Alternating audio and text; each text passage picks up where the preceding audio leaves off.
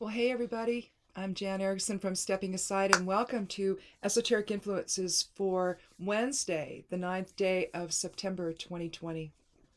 Well, apparently, I read an article last night that Oregon is just flat out burning down. Well, not so much on our side of the state, although there is some, but I didn't see anything mentioned for Eastern Oregon. Um, Definitely, though, the Mount Jefferson area is here in our area. Plus, we've had fires at Warm Springs, I think, in that area, and Maupin and places like that. So, kind of on our side too. But how much of that's influencing the smoke we're getting right now, I don't know. Right now, there were evacuations all over the place in the Santiam area. I know that depending on where you were evacuating from, um, I think that they were giving our fairgrounds here, the Deschutes County Fairgrounds, as one of the options for an evacuation site. So it could be that we received some folks last night here into the area. um, I can't believe what's happening. The same thing is happening here that's happening in California. um, and how many I mean, Mill City, I don't even know how much of it's left. These are just little towns between here and, say, um, typically, if I think if we were going to towards Salem, or maybe toward Eugene, I can't remember now, but one of them, we go through that, or maybe it was going to Corvallis. It just depends on where you split there on the Santiam Pass. But um, these places are have all been devastated. They're just small, little tiny towns that are just, there's hardly anybody there. Um, so you know, this is an awful time right now for people that are losing everything. Um, with this nine energy, it's a feeling of endings or completion.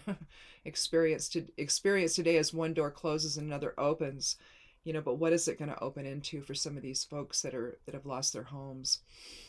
Balance responsibility with an idealistic approach to new experiences. I mean, really, what choice do you have at this point? A nine life path describes someone who is idealistic and generous and has a kind heart. So open your hearts today, and send folks protection, energies of protection and blessing and love and compassion today, because they're going to need it no matter where they are. Um, we have Alyi's today as the rune. It's air, fire, and water rune. Also earth. The bottom part would be earth, but the top horns would be air, fire, and water elementally. It means the elk or protection. It also can mean the elk sedge, and what that means, the sedge is the grasses the marshy grasses that they'll hang out in.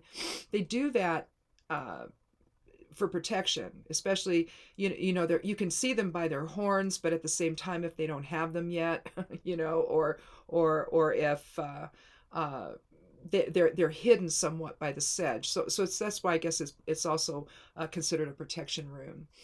But it also is represents the Bifrost bridge between physical and astral realms. So that connection between ego or personality and spirit. And it also represents higher consciousness and divinity. So today we're going to allow perceptions to shift toward a higher level of understanding, draw inspiration from the collective aspect of self, and allow the voice of inner truth to inform your choices and decisions today. The moon's in Gemini today, a sextile between the moon and Gemini's chatty, as you know from yesterday. A very social creature. Every Gemini I've known has been that way, unless they're ill dignified in some way, and then they can be a little out of control. But otherwise, they're the social butterfly in the room typically. But a sextile between the moon and Chiron indicates that you may be called upon to express your innate compassion for others today, even if you don't particularly feel like engaging. And that's the influence of the moon's sesqui square Saturn. Saturn's kind of rigid, so it kind of keeps you kind of in that kind of singular focus, maybe. Another Seska square between the moon and Pluto might reinforce this feeling as well. Pluto can be kind of transformational, but also be a little bit explosive in that regard. But if at all possible, put it aside and be there for someone else, especially right now. Uh, Things are just are changing so rapidly right now, and people need love and support right now. The same channels are active today in the human design chart: awareness and openness.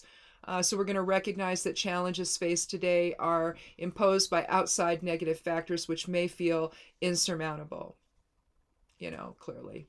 Encourage others by recognizing their talents and contributions in service to the greater goal of fundamental change, but avoid taking action alone and without the support and or guidance from the group.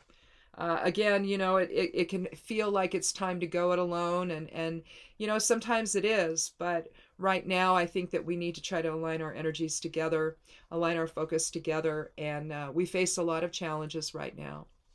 A lot of challenges right now. And it all just feels contrived somehow, doesn't it? But some of it is, some of it isn't, but we really have to stay focused now and try to get through all of this, everything that's being thrown at us, and try to assist one another during this time. So, in doing all of that, all while we try to stay safe from a virus. Isn't that amazing?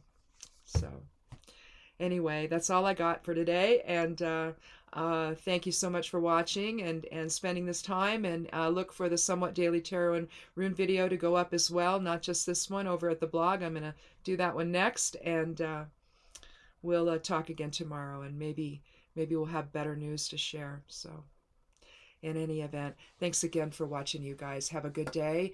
Wear a mask if you go out around anyone, whether you're inside or out. Have that thing on, please. And be good to yourself, be good to one another, and blessed be.